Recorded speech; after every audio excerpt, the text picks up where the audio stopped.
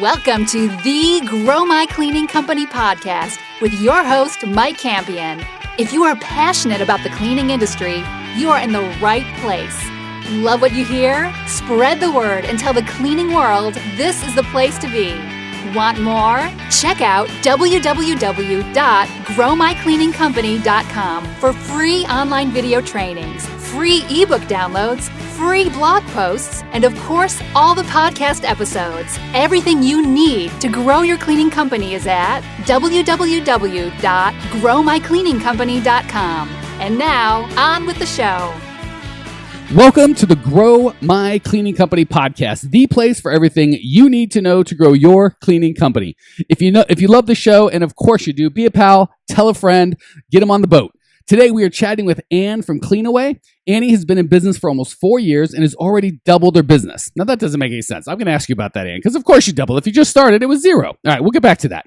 Ann is looking forward to doubling it again in the next few years. And if you want to reach out to Ann and her team, you can get a hold of them at www.northernct.maidbrigade.com. Ann, say hello to Cleaning Nation. Hi, Cleaning Nation. Good morning. I'm going to answer for them. Most of them are pretty good. Some on the East Coast are a little cold right now, but generally we're good. Thanks for asking, Annie. I appreciate that. All right, that said, I should have checked my introduction before I read it, because if you started 4 years ago and doubled it, well, if you started with zero, doubling it's really not that impressive. So did we screw up, or is there some interesting fact in there we're missing? We bought an existing business. We bought an existing Maid Brigade franchise.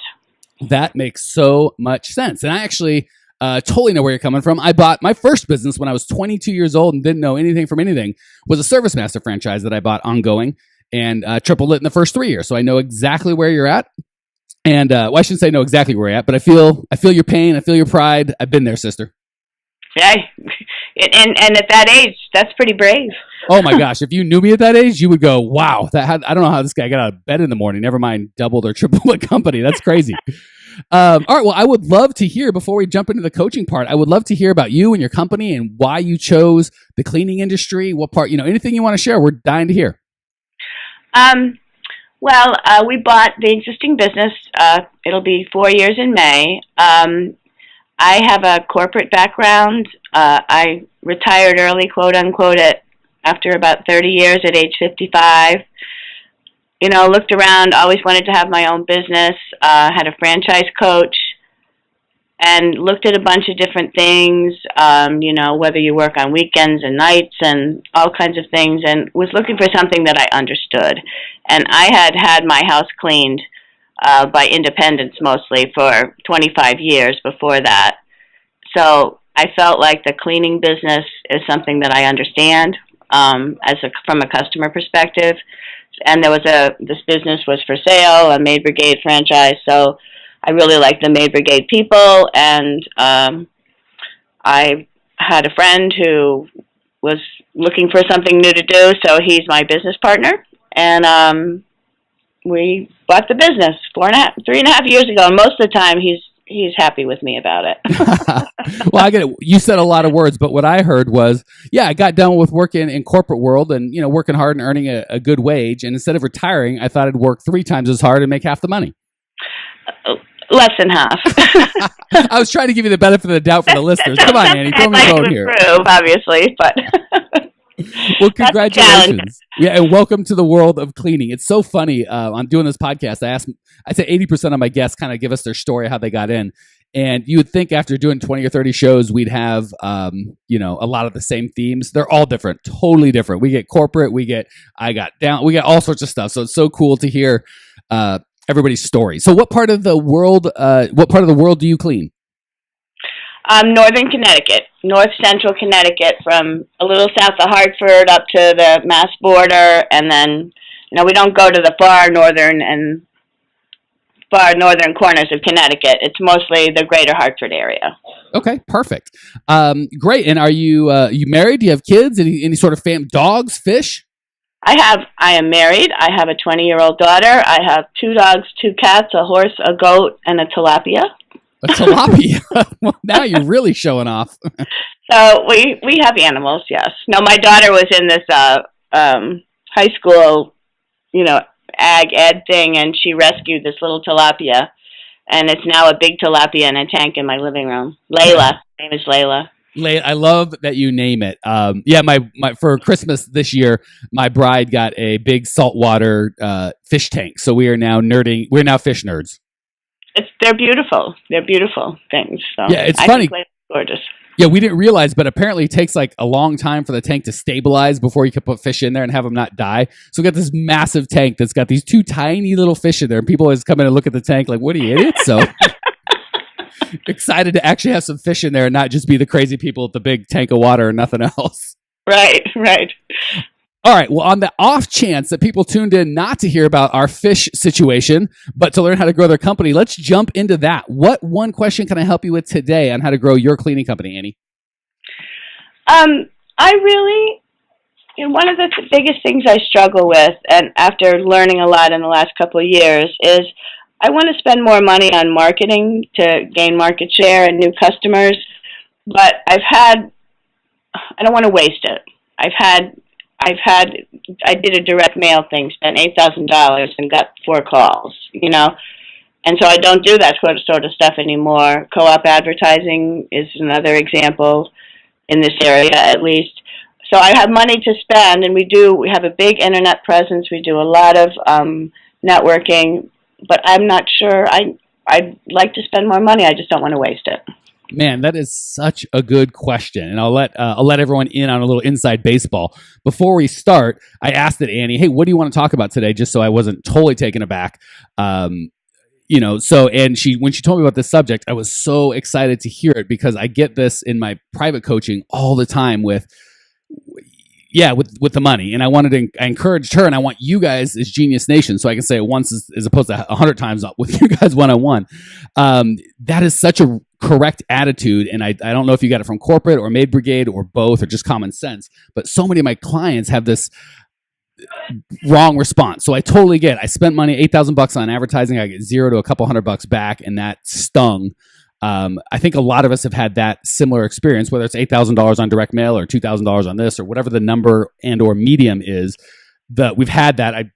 I walked up to the advertising hole and I just threw a bunch of money into it and I ran away, and I don't want to do that anymore, which I 1,000% agree with. But I love, Annie, that you understand because I did this thing at that point this way. The response is not, therefore marketing doesn't work, advertising doesn't work, I'm just never going to grow my company, which if you don't want to grow a cleaning company, that's just fine. No need to risk any money. But if you have hopes for bigger and better, and Annie said she want to double again, that's not an option, right? A lot of people are just like, what's the magic, tree I can plant in my backyard? Well, customers just fall off. Well, that doesn't exist. It's called marketing, advertising, and client attraction system. So congratulations, Annie, on seeing through the mist and the fog of just because this thing didn't work at this time does not equal advertising or marketing or client attraction doesn't work. And I'm just not going to do that, because that's a great way to kind of guarantee your business doesn't grow. Does that make sense? Yes, absolutely. Okay. So before we jump in on kind of your specific question, which I hear is, how do I want to spend money on advertising, even more money on advertising, I just don't want to waste it. I did want to hit the direct mail thing quickly. And we can talk more off air because I don't want to dive super deep.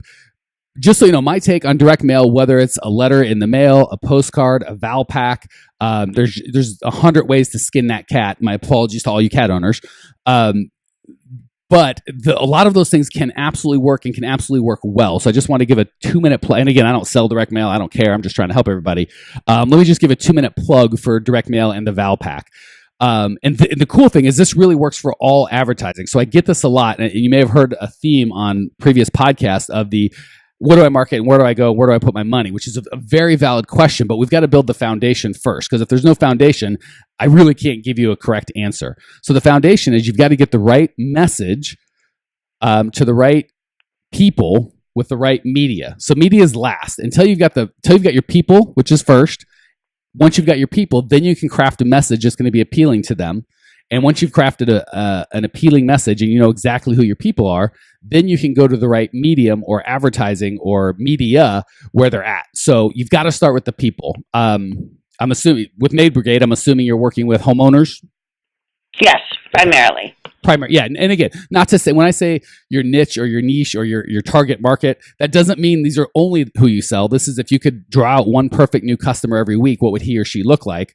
And for you, it sounds like it's going to be homeowners and probably homeowners at the upper scale of income. Is that fair? Exactly. Yeah, Okay. that's about 90% of our business. Perfect. Or, Yeah, so that's what we focus on, right? Not that the 10% of home renters or Right. lower income or Right. whomever wander in, but 90% is upper income homeowners, right? Are they married or single? It depends. And you know what? Not all of them are upper income. Some of them are lower income and just need the extra help. Okay, but are you target? Because again, and so targeting, you're right. Targeting is upper income, two couples, both working, kids, very busy. Perfect. That's a target. So that's perfect. So, and again, this is different. So, Cleaning Nation, don't hear me saying this is your target market. We're talking with Annie, so you got to do the same exercise. And Annie, if you and I were doing it off air, we'd go a lot deeper. But let's just call it two, married couple, both working, upper income. The fact that they're both working probably puts them in the upper income already. They've got kids. That's a great target market. So if you go to them in the wrong media, right, they're probably not hanging out at the swap meet. Maybe they are. I don't know. But if you advertise at the swap meet and that's not where they hang out, you're probably not going to do so well. The fact that you did direct mail, the good thing I like about direct mail is you can choose. You can say only send these, and I don't know how you did with Valpak or who you did it, but with direct mail, you can say only go to this zip code, which is predominantly married people, 2 kids, or some kids, both working. The home value is over $500,000, whatever the case may be. You can kind of do that through zip codes. So I do like the ability to say, here are direct mail does give you the ability to say, I just want to talk to my perfect market. And it's not your perfect market, but it's a pretty good, right? You know where the apartments are and where you're not going to send it to a business complex. Those people aren't interested. And we did pick zip codes when we did that direct mail when I was, Perfect. So if we're picking the right media and that's the nice thing about direct mail is, do they have a mailbox? Well, yeah, they have a mailbox. And are they generally higher income? Yeah. Okay. So so we know that you got that the media is good because we know that your people do hang out at home and they do look at their mail. So the problem, my guess is, and again, we'd have to test and get into a whole thing about this. The problem here is the message. And I'm not trying to get you to go back to direct mail. I just want you to walk away going, well, it wasn't that direct mail doesn't work. It's that I didn't do it right. Right. And the frustrating thing is a lot of these Valpak, and again, some of them are very good and very helpful. A lot of them are just knuckleheads. They don't know how to do A, direct response, B, a solid call to action. It's a lot of, here's a logo, here's a bunch of branding, here's a phone number, and then exactly what happened, and nobody ever re-ups because I didn't make any money, right? I didn't say anything interesting to my client. My client isn't interested in Maid Brigade. And again, I have no idea what you wrote, so please don't hear me judging. But Maid Brigade, been around for 30 years. We have the nicest people in town. Here's a phone number. A big picture of a happy woman cleaning or a happy homeowner with a clean house, or that kind of an ad is 9 times out of 8 what they're going to tell you to do. And what you need to do is find out what's important to your customers, what's going to compel them, and build a call to action around something that's interesting to them. So you might find out from your customers, what's your biggest pain? And Annie, I'm sure you know this. Why don't you tell me? When you go on sales calls to your customers, they don't just say, hey, let me give you a couple $100 a month to clean. I don't really know why. They've probably got some specific pain that they want you to solve. Can you give us a 1 or 2 sentence on what that is? Just taking it off their plate. I think they've got too much on their plate. I don't know, but I do need to tell you that we get all our art from Maid Brigade, and I think it's pretty good. I think they do it. They do have a operation in Atlanta, so you're not offending me if you talk about the message here. Well, and that's and I know you haven't even seen it. I just thought I'd throw that in. Yeah, okay. And again, I've seen a lot of stuff like that, and a lot of these corporate stuff. This is what really frustrates me. And again, Maid Brigade, corporate, if you're listening, I have no beef with you, but oftentimes it's a lot of our name, our logo, our branding, which if you're Maid Brigade corporate or Coca-Cola or Nike, you can spend millions of dollars to brand. But if you're, a sub $50 million company, which no offense, I'm guessing you are, you don't have money to brand. You only have money for, I'm going to put $1 in and I get $1.50 or $1.20 or $1.01 out, as opposed to I put $1 in and I got 42 cents back or 2 cents back, but I got all this wonderful branding and I'm doing the big sarcastic hands motions with the branding. So again, I'd rather have in black and white, need cleaning off your plate, ? Free report, phone number, call now. No pictures, no whatever, ugly as sin. And I'm not recommending you do that, but something that simple with what is their major pain and can I solve it? That's the focus of the ad. Pictures are in the background, logos are in the background, everything other than here's a pain bullet. Here's, and that's why it's important, and we don't have to get into it, but you're going to want to ask your customers specifically, because you know who writes my best ad copy, my best sales material? Is my customers, you guys. I'll be doing consults and people will say stuff like, I just feel like a punching bag, or, the thing I threw in earlier in the podcast, oh, you decided to work for half the money, twice as hard for half the money. I got that from a customer, and it resonates with people because you guys know your pain better than anybody. So finding, when you can really go on a sales call and have a customer really go to an emotional place of, I'm just overwhelmed and I want my weekends back and I just don't feel like I'm in charge of my life anymore, and I work so damn hard just to come home and work some more and it makes me sick. When you can start reducing those into words and using those words, guess what? Your other customers that are just like them are going to see those words and go, raise their hand and go, that's me. That they know my pain. They totally get what I'm saying.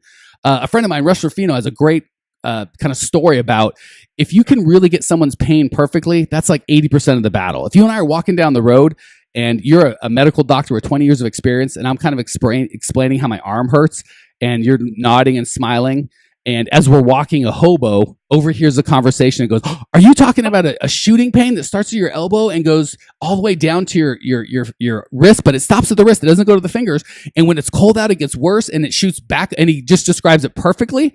I'm going to be like, yes, that's exactly it. And he goes, oh yeah, I used to have that. I don't have that anymore.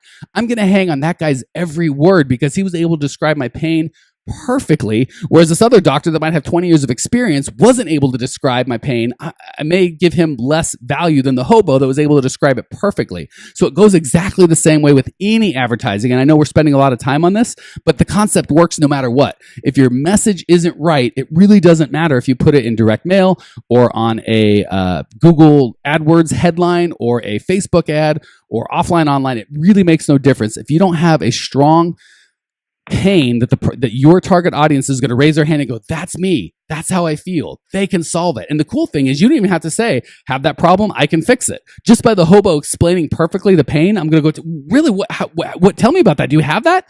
I'm going to assume he knows how to fix it. So my guess, and again, I haven't seen the ad, have nothing against Maid, Brigade Corporate, and almost all the franchises are very similar. So I'm not trying to start a war. I just want to say, if you don't have pain and a strong call to action, we're not here to brand. We're not big enough to be like, here's a pretty picture of us, here's a big logo, and here's a big phone number, and just hope for the best. We've really got to find what is the pain of the customer, some sort of solution that's interesting to them. Call now, that's not really interesting. Get your free report, your free consumer guide on how to not get screwed by your cleaners, or how to never clean again, or how to something that they're interested in. Well, I want a free consumer guide. So they will call and give you their information, their phone number, whatever it is that you ask for to get that thing that they want. Whereas if you say, hey, call now and talk to a salesperson, you don't say that, you just say call now. But what they read is call now and talk to a pushy salesperson. They're not interested in that. So that's why the message is super, super important. If you just throw up a picture and a logo and a phone number, you're going to get maybe a couple low-hanging fruit. But if you bet big fat pain, really compelling call to action that is something that is of interest to them, that's where you're going to get the response. So long answer. Questions, comments, root remarks? You're right on. And have you ever heard of the Sandler selling system? Yes, I'm a huge fan of Sandler selling system. Yes, I've been introduced to that through networking, and it makes so much sense. But that's almost the first thing in the tunnel or something, is identify the pain. Yeah, absolutely right. And I'm going to make one quick point before we move on. I don't want to go forever, but that's such a key thing I want to hit. If any of you out there are looking to improve your sales skills and you don't want to be pushy and rude and just that old, if I could today, could you blah, blah, blah. I own a car dealership, right? So I know all about that, and it doesn't work. It's ugly. It's not fun. Sandler sales system in your market. Again, I'm not affiliated. I don't get paid.